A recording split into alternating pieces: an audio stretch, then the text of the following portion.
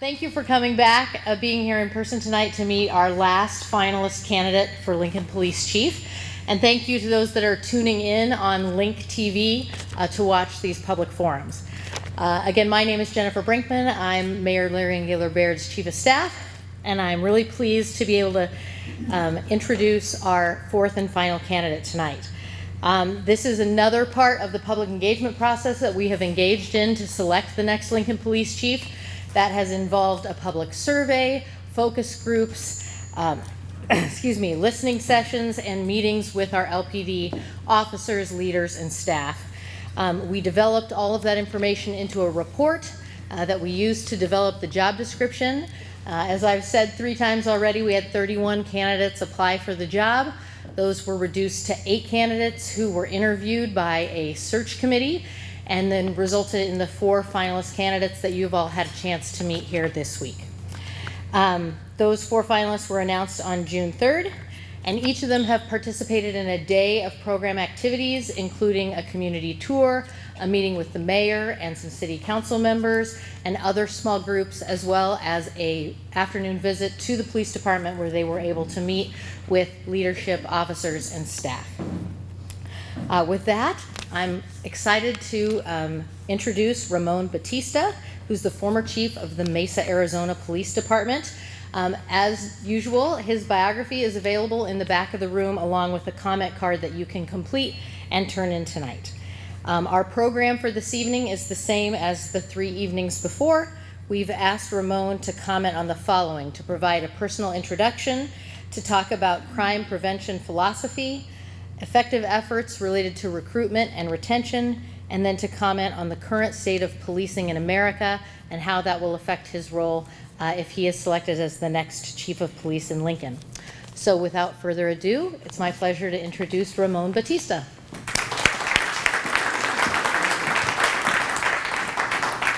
I want to thank the city, the mayor's office, the city of Lincoln, and all of you for taking the time to come and be a part of the process.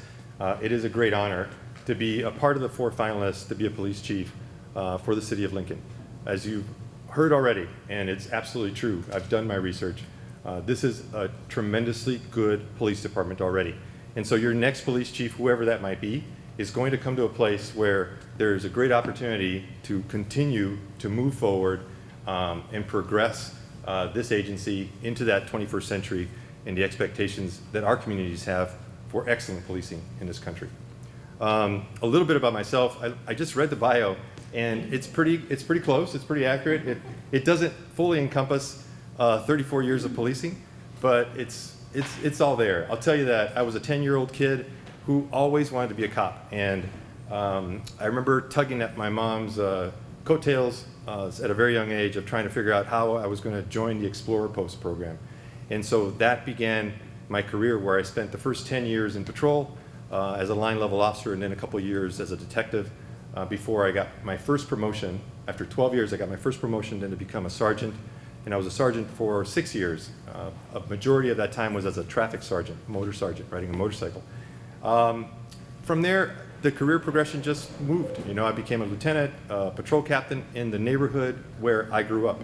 And for anybody thinking about being like the cop in your neighborhood where you grew up, but I was the patrol captain in the neighborhood where I grew up. And it was an amazing opportunity to work with 100 or so officers working in a really tough environment, a tough neighborhood, and doing their best. And that was really the beginning of where I kind of figured out, hey, like I'm really good at bringing community and the officers together and figuring out how we build those relationships, right? Because inevitably there's going to be situations where we miss the mark and something goes wrong, and they needed to make sure that there was an assurance there that the captain of that area was open to dialogue and conversations. So that was the foundation for when I started to kind of think, hey, could I be an assistant chief one day? And then from there, once I became an assistant chief and I had the patrol bureau and the investigations bureau on later on, that's when I really realized, hey, I could be a chief. And so I started to work diligently towards making sure that I went to the best executive leadership schools for police executives in the country. So I'm a graduate of the FBI National Academy. I am a graduate of the Senior Management Institute of Police, which is a offshoot training course for the Police Executive Research Forum, which is a Washington-based think tank just focused on policing and police issues in this country. And I'm also a graduate of a program called the Police Executive Leadership Institute. It is part of the Major City Chiefs Association mentoring program for aspiring police chiefs. So I got to spend a week or two with the Detroit police chief, and he was, I was his mentee, he was my mentor in Detroit. And so I went to Detroit with the same bias that you might feel right now if I say Detroit, and you go, whoa, things are crazy in Detroit. I got to tell you that that was probably one of the best experiences I had, and it cemented the belief that I needed to be a police chief, because there were really, really great cops in Detroit working every day in a situation where the odds are stacked against them. And that kind of focus and dedication to excellence really drove me to want to be a chief one day and to be able to lead people like that. Because I'd always known that we've got amazing police officers, and I wanted to be that champion, right? As a 10-year cop, I always was the one asking the questions of like, who decided this? Because it doesn't work, right? As a police officer, like, who made this decision? Whatever they're asking us to do right now, it doesn't work. So I'd always been the guy, especially as I was moving up the ranks, that I was asking the officers for their views and their input as to how we were going to do things better. At the same time that I'm listening to the community and engaging the community and listening to what their needs are. Little did I know that years later when I became a police chief, like that was the recipe that we needed to use. If we're talking about community policing, that's community policing. That is engaging and listening to the community and having the community be a part of the decision making. So very proud of the time I spent in Mesa. One of the greatest achievements I think that I can look back on was the ability to bring the community into the decision making process with line level officers and command staff in the formulation of new policies and new ways of doing things that was in alignment and in concert with what the community was agreeing to. And it wasn't easy. I mean, this process took a long time, but that's the level of commitment, that I think is necessary in order to really have police and community relations the way that I envision it. So I'll tell you that my view related to the issues of crime prevention in this country, first and foremost, I'll tell you that my belief is, without a doubt, that the police in this country are a part of the fabric that keeps our communities safe. Without a doubt. You're never going to hear me say anything different than that, because that is what I believe, without a doubt.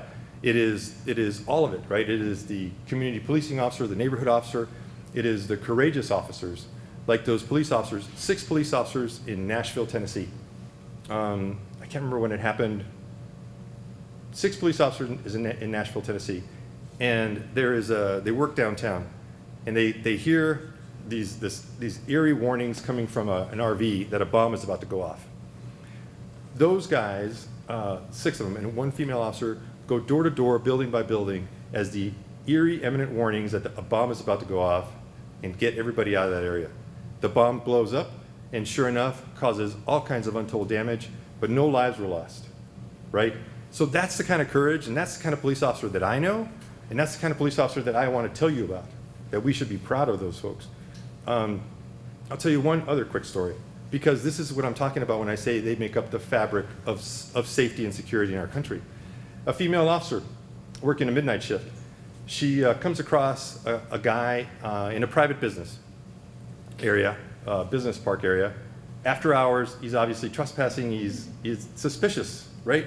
Like, it is what we want our officers to do when they see something that's a little out of place. You want them to stop and kind of ask questions like, hey, what are you doing here? Because if you're the business owner, if that's your business, wouldn't you want our officers to do that? Exactly. So she stops, she has a conversation with this guy. He's acting a little hinky. Hinky is a word for suspicious. So he's acting a little suspicious, and so she's like, you know what, sit down while we have this conversation. So he sits down on the curb. She goes to her car computer to run him, run him, like check him for warrants and that type of thing, and she gets a hit back on a warrant. So she's like, this guy has been around the block, right? And so he recognizes that something's up. So she gets out and she goes, hey, what's your name again?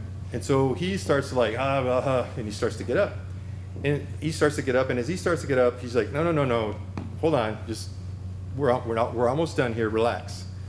And so then he starts to just lose it, right? And pushes her arm away one way, and then pushes her as she tries to make contact, pushes her away. She goes flying back, and I'm watching this as a video, right? So you see the camera panning away, you hear her groan as she hits the ground, and he takes off running. She gets herself back up, and she starts the pursuit. They're in the front part of the building, the front part of where this is happening, you know, and it's semi-well lit, it's at night, so we got whatever lights we have. And you can see what's occurring on the camera. But the guy runs around the corner, and it goes dark. On the camera, it goes dark. That's the other misnomer. The cameras capture a lot, but our eyes are amazing, and they capture 100 times more. So she can see where she's going, and she continues the pursuit. In a little bit of the light, you can see him running at a distance. She's giving directions as to where she's going. She's giving that guy directions to stop. She's in shape, he's not, and she catches him. She catches him. Use of force really was what, pushing him under the ground so he would fall, and then she jumps on top of him, and she takes him into custody. That's the kind of courage I'm talking about. That's the kind of work I'm talking about that make up the fabric of what policing is in this country. Now, as I tell you this, and we're talking about this issue of crime prevention, I'll tell you that police can't be on every corner and they can't be everywhere. And there is a concern for me right now in this part of the summer, early part of the summer, where the big part of the conversation is we've got violent crime rising all across the country. And our go-to way of dealing with that is, Chief, what are you going to do about this? Right? And I got to tell you that we can't do this alone, right? So asking the police department or the chief to do something about this crime rate that's going out of control, well, sorry to use the metaphor of this, but that's like asking the hospital system to cure a pandemic. It's a lot. But what we do need in this time frame, in this period, is the collaboration and the work of other agencies that are at the table with us, right? Because we are not the only ones, the only purveyors of public safety. Public safety is a collaboration between ourselves and the community that we're working in. It is the trust that is built between ourselves and the people that we serve, that when an officer responds to your call for service, you look at him and you say, officer, let me tell you what happened. Versus if there's a lack of trust, when the officer gets out of the car and he's met with a cell phone camera in his face and numerous expletives that come after that, because there's no trust and no ability for the officer to do his job and provide safety to that community the way they deserve. So that work, that collaborative work between ourselves and how we're doing in order to keep our community safe, it's something where we are all at the table. And I would be one of those folks that would say, hey, look, I know our history in the country, our history in policing. In the 1970s, we decided as a country that we were going to look at criminal behavior and disorder in one particular way, and that was going to be through law enforcement and incarceration. And so now we've come full circle where we're realizing, hey, we can't do this alone. A multidisciplinary approach to dealing with homelessness, drug addiction, folks that are experiencing mental crisis. It is that time where we need to look at this more holistically and figure out a path towards that. So as a country, we disinvested in those safety and security needs, social justice needs of a community, and left it all for the officers to do.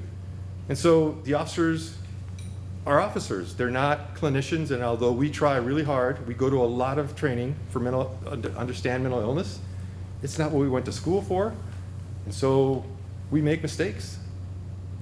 But luckily, we are recognizing as a country that we can't do this alone. So I will always be an advocate for these opportunities to partner with the community in order to address some of these continual pressing issues that affect our society. But, you know, don't ever think that I am going to not be talking about the fact that we need to have more officers, because we do. I think the city of Lincoln does an amazing job in addressing the issues of crime and crime prevention. But there's always an opportunity to make sure that we are keeping pace with retirements, with the increase in the population, and little by little, we continue to add more officers in order to stay afloat and stay at pace, if not try to get ahead of it, because we never know when we're gonna lose some of that ability to maintain that safety, because we could lose the safety quicker than we can get more officers into the pipeline. And so there's a fine balance there. So I'll always advocate for more resources and more officers. I am fully committed, right, to using all the technology that we have available to us. There are programs in the country that are working with great success in order to deter violent crime, murder, homicide, and so on. And I will be an advocate of focused deterrence methods in order to pinpoint like a laser, like they do in public health, people, places, and behaviors in order to address those issues of persistent violent crime. I don't ever want it to be that any one of you pick up your cell phone or however you take the news at 5 or 10 o'clock, or the newspaper, and feel that you're not safe in our community, because that is my biggest charge, right? That is my most pressing charge as a police chief, to ensure the safety of this community. And I am telling you, with the officers of this department and the makeup of this community, we're in pretty good shape. We're in really good, great footing going forward to keep that level of safety. And I would be honored to be a part of that. How do we keep them here? How do we keep those officers that we do go out there and recruit and keep them here? I think that we do it by, well, let me just go on to recruiting. I'll tell you that with respect to recruiting, I'm going to give you those examples of being that kid that always wanted to be a cop, but didn't have the first faintest idea of how to be a cop.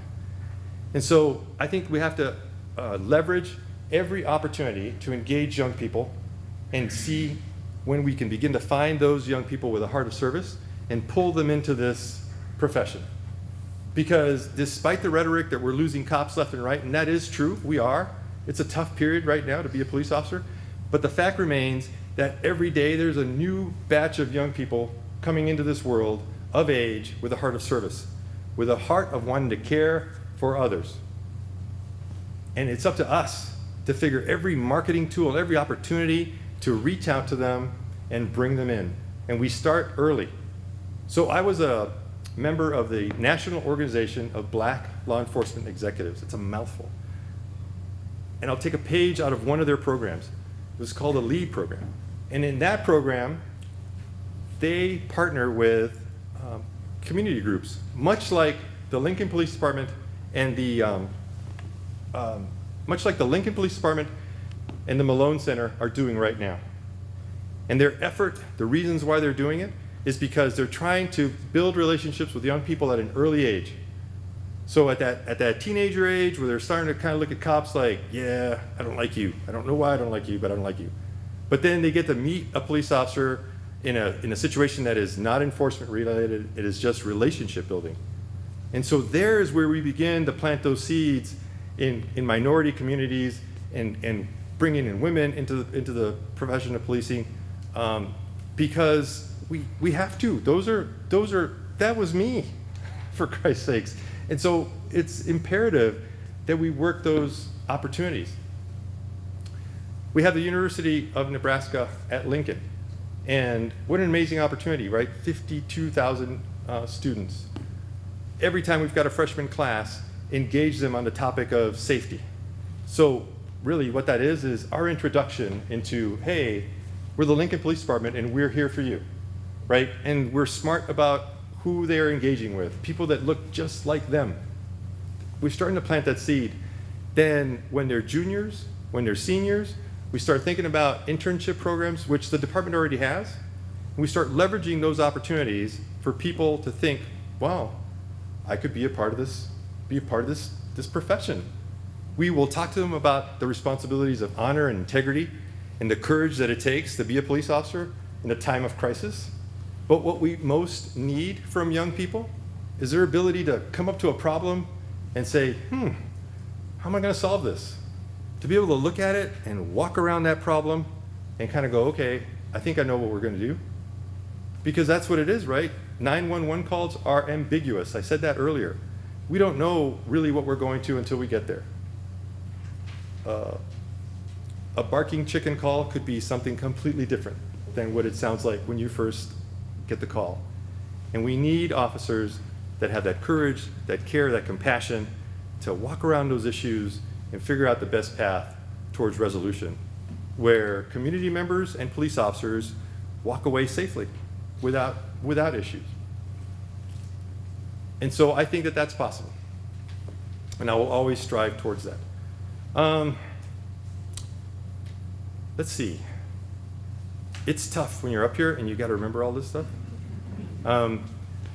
So I think I've covered crime prevention. I've covered recruiting and retention. Retention to me is how we treat our employees once we bring them in. We got to make sure that that same kind of fairness that we are asking them to give to you and the public and when they're dealing with you, police departments are not very good about doing that internally. And so I'll tell you that my philosophy is to make sure that we take care of our officers internally the same way that we're asking them to be careful and compassionate with the people that they're talking to. My hallmark has been that I want to make personal contact and establish a relationship with the officers that we have. I always want to make sure that we are thinking about their welfare. As I stand before you today, I'm carrying things in my head from things that I saw from 30 years ago, because we had no way to talk to anybody about those things that were happening to us. So going forward, I want to make sure that we are doing everything we can in order to safeguard their careers and their opportunities to hit retirement on their date when they want to retire. I often hear how there are careers out there that are much more dangerous than being a police officer. And they're probably right, it's true. But I'll tell you what, that I don't think we have ever or have come close to figuring out the cumulative stress that is piling up on police officers across the country. Yes, the stuff that we saw last summer with the protests and how police were broadly painted a particular way was really tough on them and has led to folks leaving. But I'll tell you that there's other issues that go on day to day that have nothing to do with those protests, and they have to do with just being a cop that people don't really quite know, but I do, and my job is to ensure that we take care of them so that they're mentally okay. Every day they put a gun on, every day they put a vest on, and every day there's a moment in time when they think, this could be that day. This could be that day.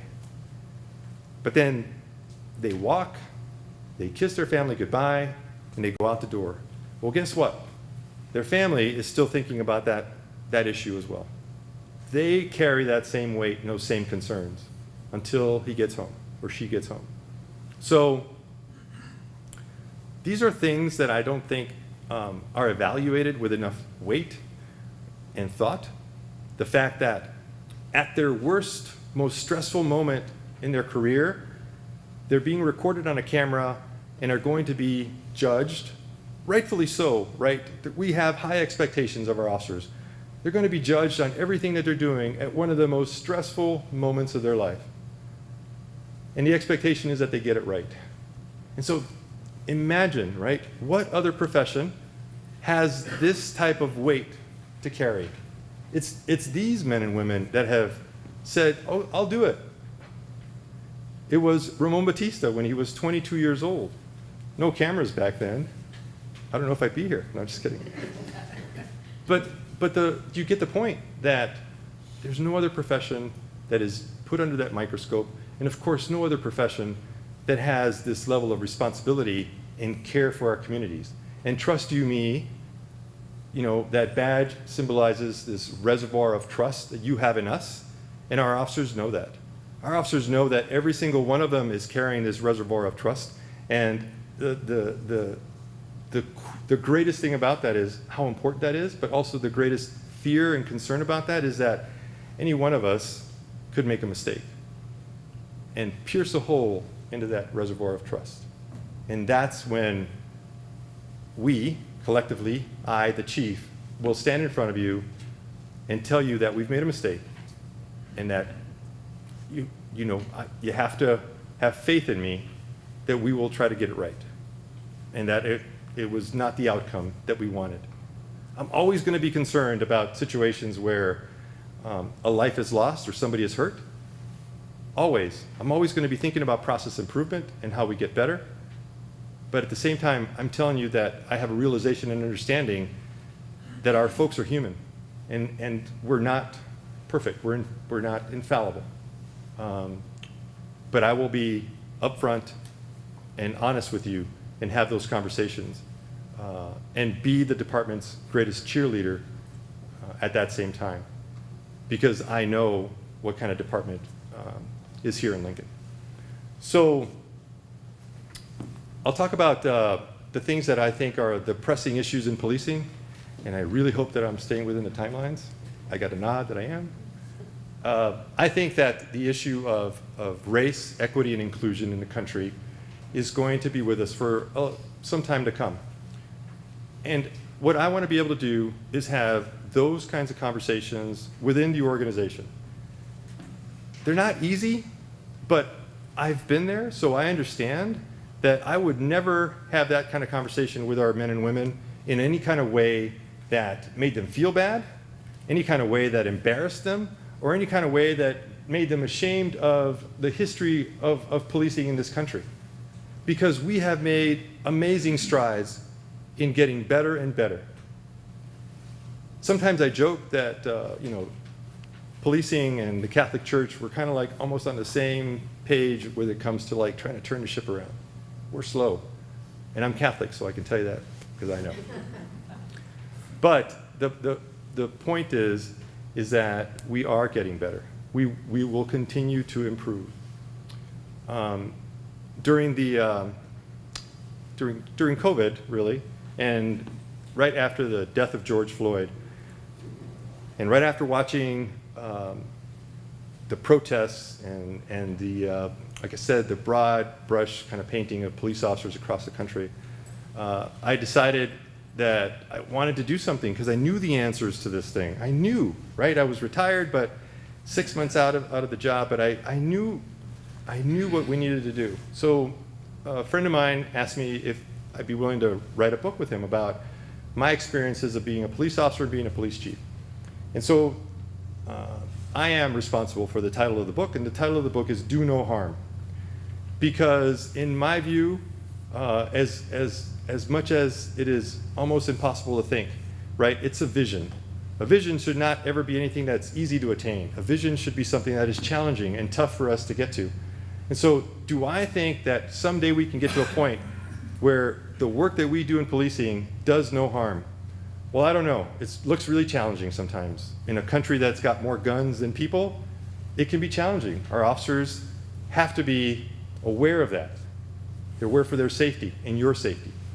So it's still my vision that we can continue to get better, and we will get better. We've shown it over the history of policing in the United States. And although sometimes it seems like we take a couple steps back, we are making major improvements. I think another topic that will be with us for a little bit longer is the topic of defunding the police. And I'll tell you right up front that you probably got it from me by now that I am not in favor of defunding the police. And I think it means different things to different people. I have been a part of the experience of decoupling, of taking away calls that the police should not be engaged in. And I kind of mentioned it earlier. So homelessness is one that's at the top of my list that I can think of. Folks experiencing mental crisis and drug addiction. Those are, I'll ask the officers in the room. I don't think the officers would want to go to those calls any more than some folks in the community want us to be a part of those calls. And so there's an opportunity for us to continue that engagement, continue those multidisciplinary teams and approaches to those types of incidents, which, by the way, we don't always know what it's going to be. We get a 911 call, and like I mentioned earlier, you don't know if it's really that, but when you get there, all of a sudden, it's a traffic accident, but one party is experiencing a crisis that nobody expected. And so this is going to happen where, we are trying really hard to get folks that can help us with these issues, but it's not always going to happen. And so our officers are going to continue to be trained and to have this understanding of how to deal with folks that are experiencing mental crisis. I'll give you a quick story related to this issue of defunding. Boeing 777 departed Denver Airport not too long ago, passenger airliner, full of people. Just as it left, one engine experiences failure, stops. And so now the pilots keep their cool, turn that plane around, and land safely. For a week, and I was paying attention, for a week, pundits, aviation experts, all of them said one thing. You know what it was? It was their training. Their training for a crisis, for an emergency just like this, that saved all those lives. Well, I'll tell you what. It is the investment in our officers and their training and their wellness, not the disinvestment that is going to keep our communities safe and is going to lead us to safe outcomes. That I know. And so that's why I get passionate about this topic of defunding, because I don't believe in it. No, it is when you have something at home that starts to falter, you don't ignore it and don't invest whatever you need to in order to fix it and make it better than it was before.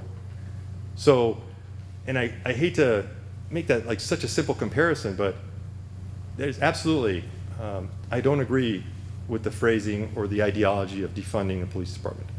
So, lastly, I'm going to talk to you about the issue of use of force. The city of Lincoln has been very proactive. They call it use of control. I think that language matters. And they're in alignment with a campaign called 8 Can't Wait. And it's essentially a list of 8 initiatives that they're saying that police departments should engage in that could lead to safer outcomes in those situations when they are dealing with folks in the community that are highly charged and could lead to some kind of bad outcome. Well, I'm not surprised because I've done my homework, and neither should you, that the Lincoln Police Department was already ahead of that, was already doing those things and working towards really just finishing that off. That's the kind of police department that we have here.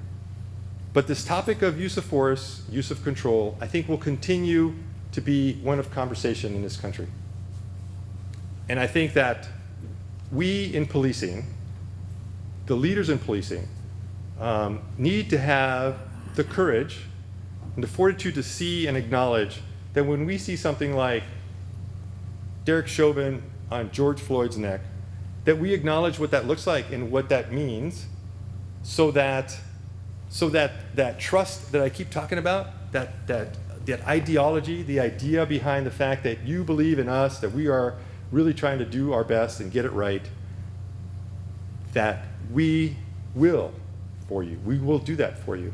And not have this idea in your head that you can't trust the police, or that police officers are driving around thinking that they don't feel safe in these communities, right? It's a funny thing. When any one of us walks into a movie theater and we see a violent movie, there's always a little safety net that tells us that's not real. We know that. But when the images of a member, the most visible member of government, right, a law enforcement officer, having to use force on another human being, it makes every single one of us cringe. And while cell phone video and body-worn camera video will give you a snippet, it's up to us, leaders in policing, to give you context, to give you the full understanding of what the officers are seeing. Their eyesight doesn't miss. A camera is taking a string of small pictures and tying it together. So there are small gaps in between every little picture, frames per second. The officer's eyes, they don't do that. They don't work that way. They see things that you don't always find in a camera. And so we have to listen to what their experience and their perception of what they saw in the context of what unfolded on a video. And we have to be upfront about those things. If it obviously doesn't look justified, then we have to be upfront and say, you know, I just gave you the example of George Floyd and Derek Chauvin in Minneapolis. We have to be upfront about that and say, that wasn't representative of all the good officers in this country. And if it happened on my watch, I will take the responsibility for that. It's about, I'm the leader of this organization. It's on me to step in front of the mic and tell you that we could have done it better, and we will. And then my hope and my expectation is from the work that we've done as an organization, the officers on the street, the social media that talks about all the really cool things they do, the relationships that I've built in the community, I want that to be the backdrop, to be able to get us back up and have our back as we continue to do the work that we're trying to do and keep our communities safe in conjunction with you. So once again, I want to say thanks for your time. I know that I'm going to stick around for a little bit of time to answer folks' questions, and I know that I've got 3 questions that I don't know what they're going to be, so I can't wait to hear those.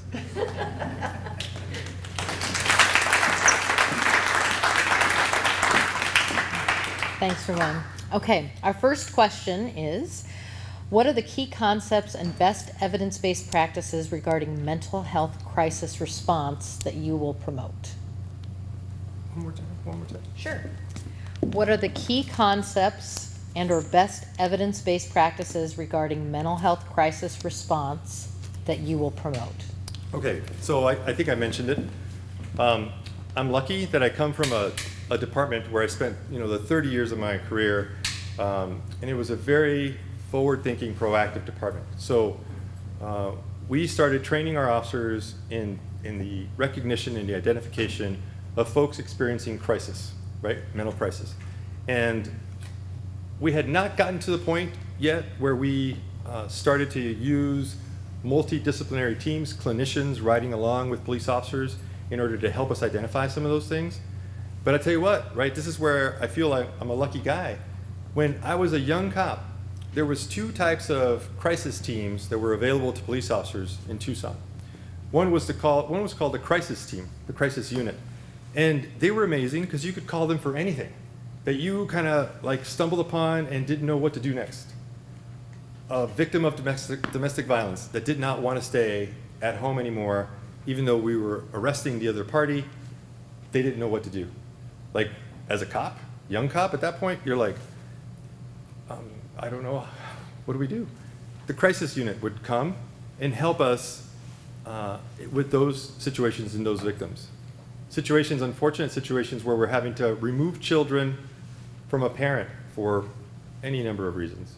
The crisis team would be there helping us through that difficult situation of removing somebody's children from their custody. The other one, that was a really good program, was called the Mobile Acute Crisis Team. And if you guys have heard of a program from Eugene, Oregon called Cahoots, this was the earliest version of Cahoots, right? In the late 1980s, early 1990s in Tucson, the MAC team, the Mobile Acute Crisis Team. And they were so great because we'd come upon these issues, and by then, remember at that period, we weren't getting any training on dealing with folks that were experiencing mental crisis. We would wing it. We would use our best dialogue and engagement skills to wing it and get through this period. But the moment the crisis team got there, we would be like, oh, the MAC team's here. They're going to help us through figuring out how to get them some help. Because we knew early on that the answer wasn't, we're going to take everybody to jail. We knew that they were suffering from an ailment and they needed care, not jail in that case. So that's my history. By the time I left Tucson, I had the opportunity to be the Bureau Chief of Patrol. And in that position, I was able to double the number of officers that were assigned to the mental health care unit. And then finally, by the time I actually left, we were at the point of moving the mental health care officers out of the main station and actually into a satellite office where they were working in collaboration with clinicians. Going out there and ahead of time identifying folks that were in serious crisis, giving them the help they need before they get to the point that they hold themselves hostage with a threat of suicide, and heaven help us if they have a handgun or a rifle, because that makes the call extremely dangerous. There's another example that I have of dealing with folks who are experiencing crisis, and that is this. When a 911 call gets into the 911 center, and the person begins to express these suicidal ideations, there's a way to begin a triage process when the call comes in. So if there's a situation where we immediately need to send an officer, right, there's a series of questions that the person taking the call can ask. And they can make a decision about whether or not we're going to have to dispatch 2, 3, 4 officers to this call, or if it's something where a clinician that's online, that's on the phone, that can then take the call and begin to have that conversation and the patience that it requires to deal with somebody who's in that kind of mental state. Therefore, saving us 2, 3, 4 officers having to respond on that call. So I have experience with that. Fast forward in my time in Mesa as a chief, by the time that I left, we had both of those types of programs up and going, which was looking at alternative ways to deal with folks who are experiencing crisis. So yes, I am well-versed in the training that is required. I'll never say that we shouldn't be trained in recognizing mental illness. We'll continue to do that, but I'm also going to look for those partnerships outside of the department with the Mental Health Authority in Lancaster County and see how far we can go. There was a recent grant from the Department of Justice, and I'm not sure if it's the same one that the City of Lincoln is engaged with right now, but there's a recent grant that just came out. And basically what they're looking for is applications for innovative programs in the collaboration between police and clinicians in addressing the issues of mental illness. A grant that will pay for getting the program off the ground and I think sustains it for a certain amount of time. And if you ask me, how does he know that stuff? It's because, oh my God, I'm still really plugged in and I read a lot. Every time I read something, I realize, I didn't know that. So, yes, that's it. All right, our second question is, have you ever been in a situation where you felt uneasy around someone with a different background, and how did you deal with that situation? Some of these aren't easy. I'll tell you that as the chief at Mesa, I had the opportunity to build this really great relationship with the Muslim community. We had a Muslim advisory board. So we would meet with them, I think, once a month or once a quarter. When I first got there, obviously I made it a point, right, to get out into the community and meet community leaders. And so I met the folks with the Muslim advisory board and really got to know them, really good people.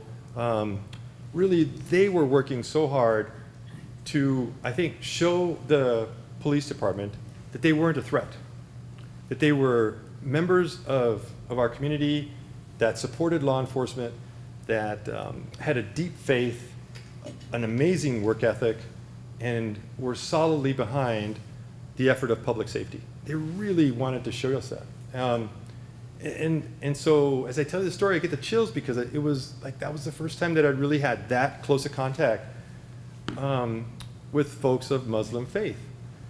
And I would say that the time where I thought, oh, this is different, I had never done this, is when they invited us into their mosque.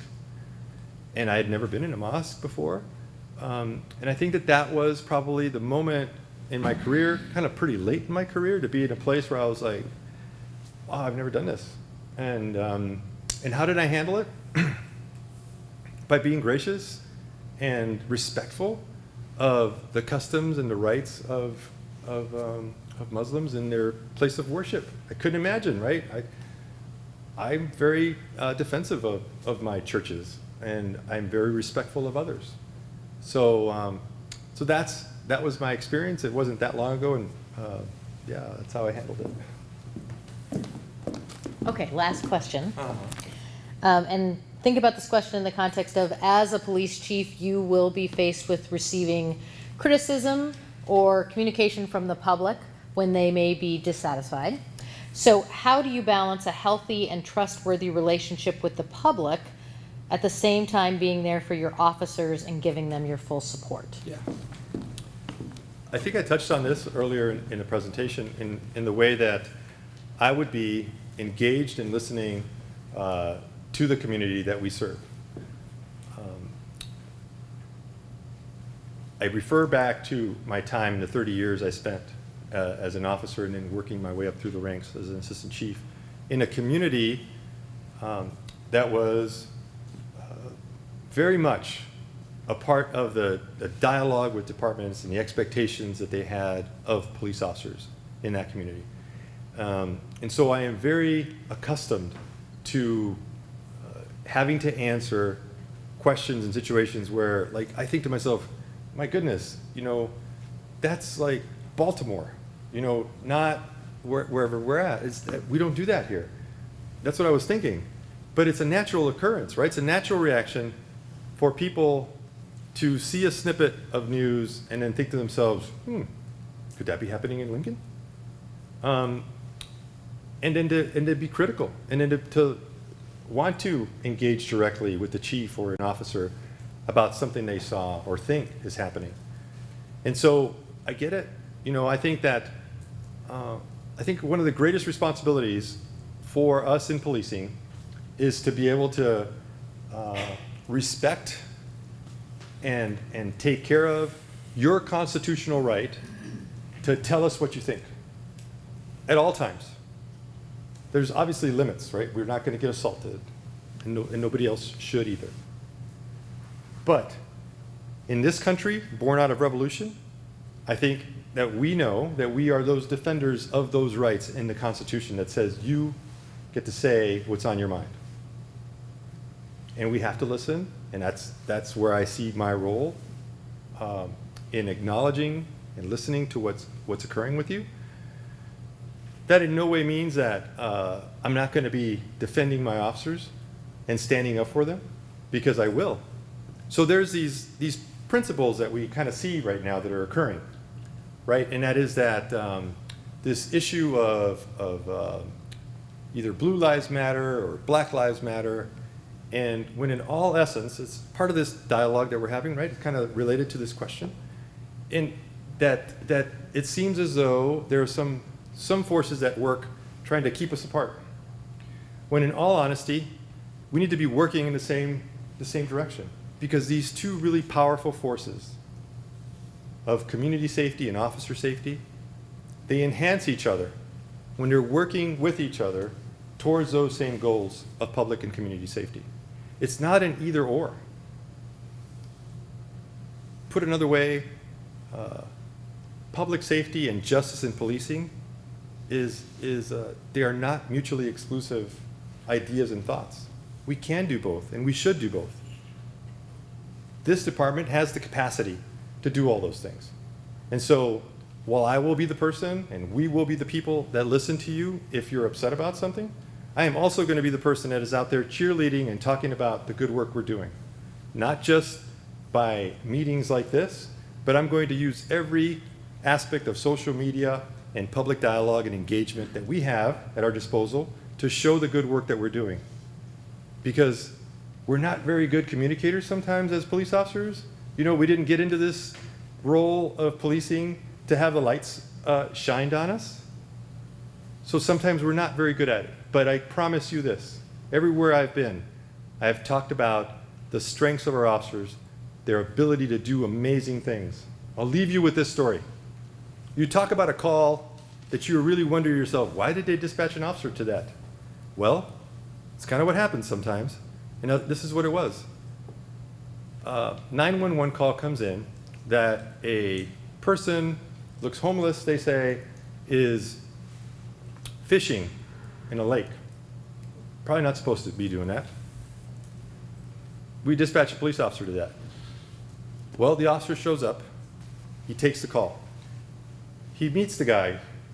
He's the only one that looks semi-homeless fishing at the city park lake. He takes him in his car. Can't remember if it was Walmart or I can't remember where he takes him to. But he takes him in his car, buys him a pair of shoes, and buys him a fishing license. You'd never know that story if it wasn't for somebody like me telling you about the goodness of police officers in our country. And that's what they're out there doing every day, that they don't tell anybody. And you only I get to hear these things third and fourth hand sometimes. And sometimes I'd pick up the phone and be like, did you really? Yes, Chief, am I in trouble? No, I think that's awesome. That's really cool.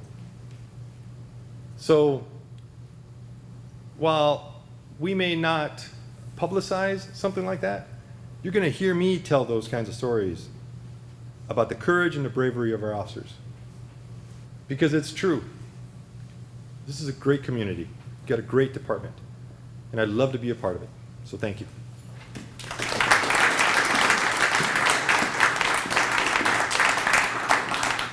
All right, thank you, Ramon. Thank you so much for being a part of our police chief finalist process.